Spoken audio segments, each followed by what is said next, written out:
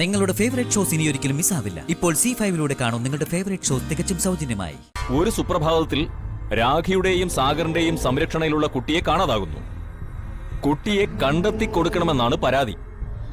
Police സ്റ്റേഷനിൽ ഒരു പരാതി വന്നാൽ അത് അന്വേഷിച്ചല്ലേ പറ്റൂ. അങ്ങനെയാണ് കുട്ടി നിങ്ങളുടെ വീട്ടിലുണ്ടെന്ന് മനസ്സിലാകുന്നത്, അതും വീട്ടുതടങ്കലിൽ.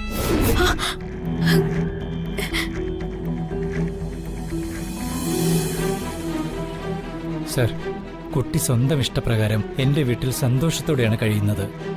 അതെങ്ങനെ വീട്ടുതടങ്കലാവുക?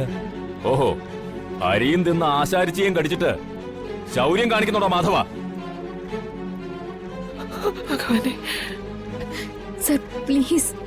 പിന്നെ എട്ടും പൊട്ടും തിരിയാത്ത ഒരു പെൺകുട്ടിയെ തട്ടിക്കൊണ്ടുപോയവരോട് പള്ളിയിലച്ചന്റെ ഭാഷയിൽ സംസാരിക്കണോ?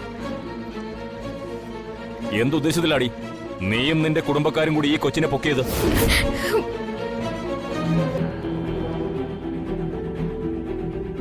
സാർ, അല്പമെങ്കിലും മര്യാദ കാണിക്കണം. മിണ്ടരുത് നീ.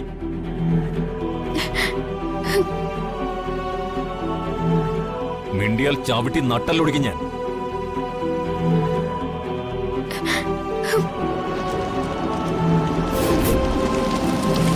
ഓ, കണ്ണും കൈയും കാണിച്ചൊരു കോടീശ്വരനെ വളയ്ക്കാൻ നോക്കിയിട്ട് നടന്നില്ലല്ലോ.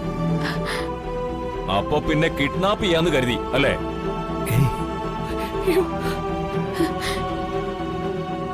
അവയവ കച്ചവടക്കാരന് വിറ്റാൽ കോടികൾ ഉണ്ടാക്കാവല്ലോ അല്ലേ? ഒന്ന് നിർത്തോ?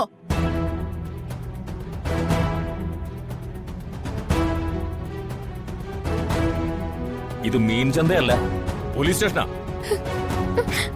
നിന്റെ തിളപ്പൊക്കെ അങ്ങ് പുറത്ത്.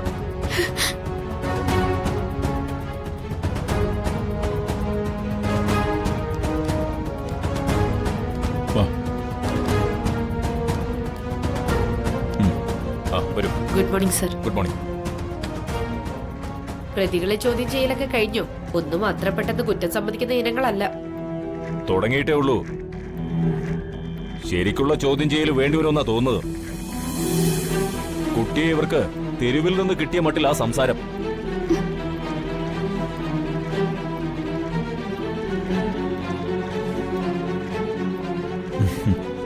വിവരവും സംസ്കാരവും തൊട്ട് തീണ്ടിട്ടില്ലാത്തവരാ. കുട്ടിയെ തട്ടിക്കൊണ്ടുപോയി തെരുവിൽ വലിച്ചെറിഞ്ഞ ഇവരെയൊക്കെ മര്യാദ പഠിപ്പിക്കണം സാർ.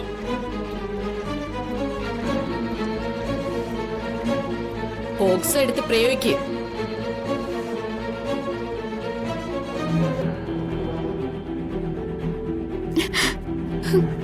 പഠിപ്പിച്ചിരിക്കും. വേണ്ടി വന്നാൽ പോക്സോ എടുത്ത് പ്രയോഗിക്കും ഞാൻ.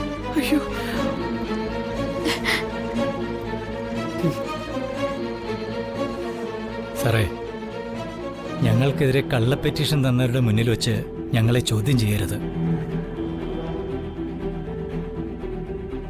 നീതിക്ക് നിരക്കാത്തതൊന്നും ഞങ്ങൾ ചെയ്തിട്ടില്ല.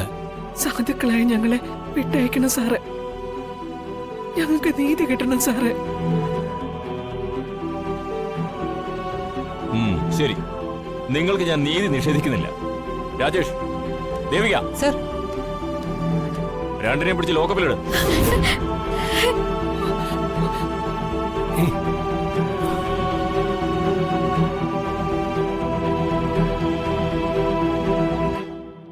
ഡൗൺലോഡ് ചെയ്യൂ C5 ആപ്പ്. കാണൂ എല്ലാ എപ്പിസോഡുകളും സൗജന്യമായി.